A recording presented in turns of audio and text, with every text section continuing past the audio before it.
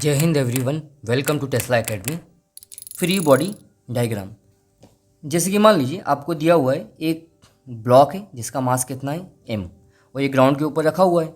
इसका हमको free body diagram बनाना है। तो हम क्या करते हैं, पहले जो ब्लॉक है उसको हम क्या कर लेंगे, आइसोलेट कर लेंगे।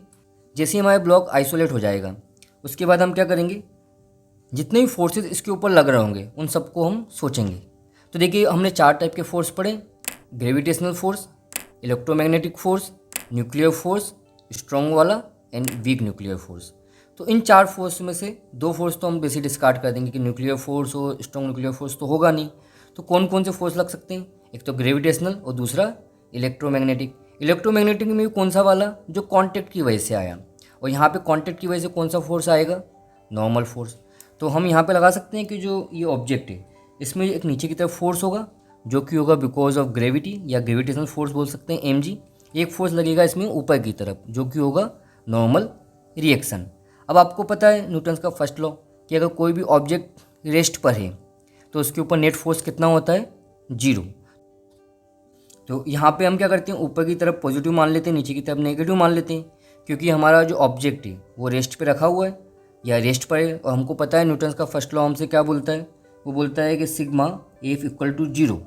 क्यों? क्योंकि अगर मान लीजिए कोई ऑब्जेक्ट है, अगर वो रेस्ट पे तो रेस्ट पे रहेगा, तो नेट फोर्स कितना है इसके ऊपर, 0। तो यहाँ पे हमने n माइनस एम जी किया, दैट इज इक्वल टू 0। तो यहाँ से हमको मिल जाएगा normal force equal to M G. अब आपको एक बात का यहाँ पे ध्यान रखना है कि जो नॉर्मल फोर्स है that is electromagnetic in nature, and जो एम जी है that is gravitational in nature. तो हमने यहाँ पे सिर्फ इनका मैग्नीट्यूड इक्वल किया है, इनके जो नेचर हैं वो अभी भी अलग अलग हैं। ऐसे ही मान लीजिए एक m मास का ऑब्जेक्ट है जिसको हमने एक स्ट्रिंग से बांध दिया, जो कि मासलेस है और इनएक्सटेंसिबल है। स्ट्रिंग के लिए हमको कुछ बातें हमेशा ध्यान रखना होता है कि इट इज़ मासलेस, मास भी हो सकता है आपको दिया होगा उस केस में, और दूसरा स्ट्रिंग क्या है, इनएक्सटेंसिबल।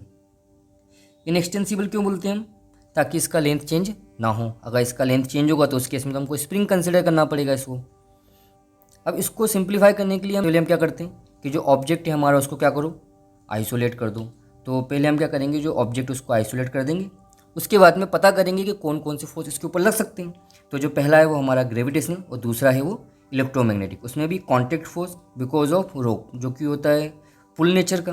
तो यहाँ पे मैं देखूंगा कि इसके ऊपर एक तो नीचे की तरफ फोर्स लगेगा, वो लगेगा mg, और एक फोर्स लगेगा ऊपर की तरफ जो कि होगा टेंशन, कि sigma F Y is equal to 0। तो t minus M G equal to 0। तो यहाँ पे जो टेंशन है वो किसके बराबर आ जाएगा, mg के बराबर। ऐसे ही मान लीजिए आपको ये एक और क्वेश्चन दिया हुआ है ना, यहाँ पे एक मास है m जिसको हमने क्या कर रखा है, 2 स्ट्रिंग से बांध के रखा है, और जो दोनों स्ट्रिंग है वो कुछ एंगल फॉर्म करती हैं। आपका ये जो एंगल है ये 30 डिग्री, और ये वाला जो एंगल है ये 60 डिग्री दी। तो इसमें आपको ये पता करना है कि जो स्ट्रिंग है उसके अंदर टेंशन क्या होगा। तो पहला काम तो हमारा वही रहेगा, तो हम क्या करेंगे, ऑब्जेक्ट को आइसोलेट कर लेंगे। तो जैसे ही हमारा ऑब्जेक्ट आइसोलेट हो जाता है, अब हम देखेंगे इसके ऊपर कौन कौन सी फोर्स लग रहे हैं। तो एक तो हम देखेंगे नीचे की तरफ इसको जो फोर्स लग रहा है वो है ग्रेविटी, और एक फोर्स लग रहा है टेंशन की वजह से T1, और एक और फोर्स लग रहा है दूसरे टेंशन की वजह से दैट इज़ T2। अब हमको तीनों फोर्स मिल गए, और ये जो हमने बना लिया ये हमारा क्या है, फ्री बॉडी डायग्राम। अब देखिए ये जितने भी फोर्सेस हैं ना, ये सब के सब क्या हैं, वेक्टर क्वांटिटी। तो अगर आपको फोर्स को सिंप्लीफाई करना है तो आप क्या करिए, आपको वेक्टर पता है कैसे हम लेते हैं। तो हम क्या करेंगे, T1 और T2 के along X axis and along Y axis component ले लेंगे। तो पहले हम लेते हैं T1 के। तो जब आप T1 के कंपोनेंट देखते हैं तो क्या क्या मिलेगा आपको, T1 cos 60 and T2 sin 60। जो T1 cos 60 होगा उसका वैल्यू कितना होगा, T1 इंटू cos 60 का वैल्यू होता है 1/2, तो T1/2। और ऐसे T1 sin 60 का वैल्यू होगा T1 √3/2। तो ऐसे हम कंपोनेंट ले लेते हैं T2 के। तो एक कंपोनेंट आएगा T2 cos 30 और दूसरा आएगा T2 sin 30। अब हम क्या करते हैं, जैसे हमने पहले किया था कि ऑब्जेक्ट हमको पता है रेस्ट पे, तो इसके ऊपर नेट फोर्स कितना होना चाहिए, 0। तो इसमें पहले हम क्या करते हैं, सिग्मा एफ ऑफ एक्स 0 कर देते हैं, और एक हम कर देते हैं सिग्मा एफ वाई ऑफ 0। तो आपको पता है क्योंकि दोनों डायरेक्शन में जो नेट फोर्स है वो कितना है, 0। मान लीजिए पहले हम इक्वेशन लगाते हैं वर्टिकल डायरेक्शन में। तो ऊपर की तरफ हम पॉजिटिव मान लेते हैं, नीचे की तरफ नेगेटिव। तो ऊपर की तरफ फोर्स कितने, T1 sign 60 plus T2 sign 30, और जो नीचे की तरफ है दैट इज़ mg। क्योंकि ऐसे हम हॉरिजॉन्टल डायरेक्शन में देखें तो जो पॉजिटिव तरफ है दैट इज़ T1 cos 60, और जो दूसरी तरफ है that is minus T2 cos 30 equal to 0। तो यहाँ पे हमारे पास दो इक्वेशन है और दो ही क्या है हमारे पास में अननोन। तो इन दोनों को सॉल्व करके हम T1 और T2 का वैल्यू निकाल सकते हैं।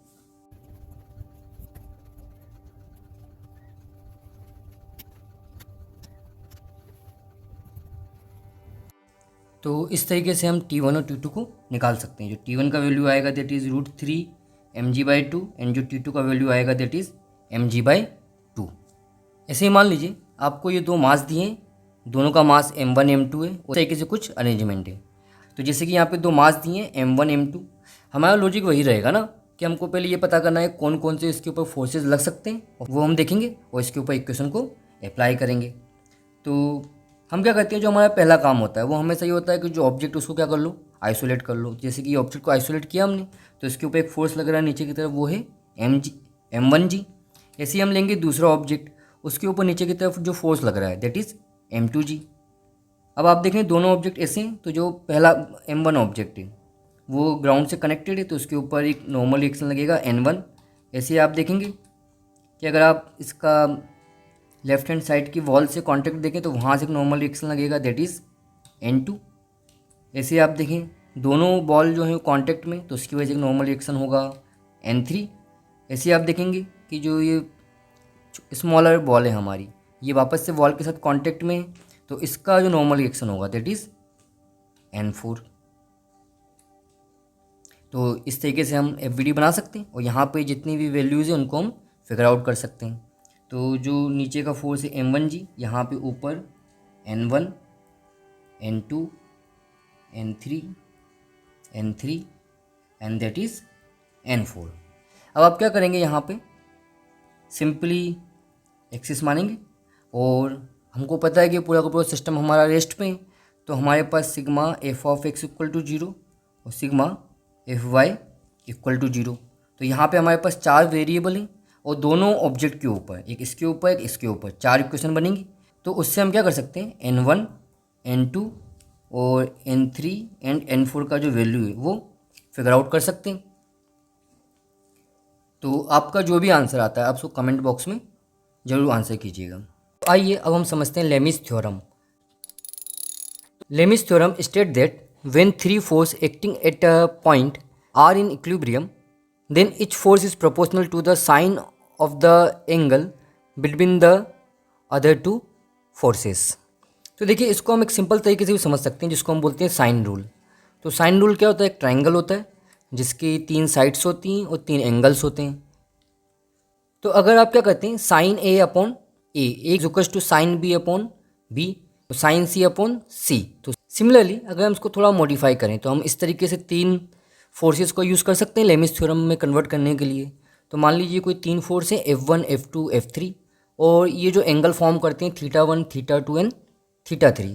तो यहाँ पे हम लेमिस थ्योरम कैसे अप्लाई करते हैं, हम लिखते हैं F1 अपॉन साइन θ1 जो F1 के जस्ट अपोजिट में एंगल है is equals to F2 upon sine θ2 is equal to F3 upon sine θ3। तो आइए हम एक क्वेश्चन सॉल्व करते हैं जो कि लेमिस थ्योरम के ऊपर बेस्ड है। तो मान लीजिए ये एक ऑब्जेक्ट है जिसका मास m है और एक ये इंक्लाइन प्लेन के ऊपर रखा हुआ है जिसका एंगल थीटा है और एक स्ट्रिंग से बंधा हुआ है। तो आपको ये बताना है यहाँ पे कि जो स्ट्रिंग है उसमें टेंशन कितना होगा और जो नॉर्मल रिएक्शन लगेगा because of mass m on the ways वो कितना होगा। तो हम क्या करते हैं, हमारा जो पहला रूल है आइसोलेट द ऑब्जेक्ट, जैसे हम फ्री वही डायग्राम बनाते हैं उसी तरीके से यहाँ पे वापस से हम क्या करेंगे, ऑब्जेक्ट को आइसोलेट करेंगे और फिर उसके बाद जितने भी फोर्सेस हैं जैसे कि नीचे की तरफ लग रहा है mg उसको नोट करेंगे। फिर हमको पता है स्ट्रिंग के कारण एक फोर्स लग रहा है जिसको हम बोलते हैं टेंशन, तो T लिख दिया हमने, और एक फोर्स लग रहा है because of the contact between the surface of the block and the ways जो कि है हमारा नॉर्मल रिएक्शन। इन फोर्सेस को मैं रिप्रेजेंट करता हूँ on X axis and Y axis. तो जो यहाँ पे हॉरिजॉन्टल एक्सिस है उसको हम एक्स एक्सिस मान लेंगे और जो वर्टिकल है उसको हम वाई एक्सिस मान लेते हैं। अब देखिए यहाँ पे आपको पता है कि जो एंगल है टेंशन और नॉर्मल के बीच में वो कितना है 90 डिग्री, जो टेंशन और एक्स एक्सिस के बीच में दैट इज़ थीटा, और जो एम जी का है with horizontal that is 90 degree. ऐसे ही जो नॉर्मल रिएक्शन है उसका एंगल कितना है with x axis, it is 90 minus theta. तो ऐसे हम देखें तो जो एंगल है टी और एन के बीच में 90, टी और एम जी के बीच में 90 plus theta, N M G और नॉर्मल रिएक्शन के बीच में 180 माइनस थीटा। तो अब हम क्या करते हैं, इसके लिए हम वापस से लेमिस थ्योरम अप्लाई करते हैं। F1 upon sine theta 1 is equals to F2 upon sine theta 2 is equals to F3 upon sine theta 3। यहाँ पे हम लिख सकते हैं mg अपॉन साइन 90, क्योंकि mg के सामने एंगल कौन सा है 90 degree. Similarly t upon sine 180 minus theta and n upon sine 90 plus theta. तो यहाँ से जब इन दोनों इक्वेशन को हम लेते हैं तो आपको मिल जाएगा t is equals to mg, जो साइन 90 है उसका वैल्यू तो 1 होगा, और sine 180 minus theta is sine theta, तो उस तरफ चला जाएगा तो mg साइन थीटा। सिमिलरली जब आप फर्स्ट को और लास्ट वाले को लेंगे तो आपको मिलेगा mg is equals to n upon sine 90 plus theta is cos theta. तो यहाँ से आपको मिल जाएगा n equal to mg cos theta. तो जब भी कभी आपको किसी ऑब्जेक्ट के ऊपर 3 फोर्सेस दिए तो आप इस तरीके से उसको सॉल्व कर सकते हैं।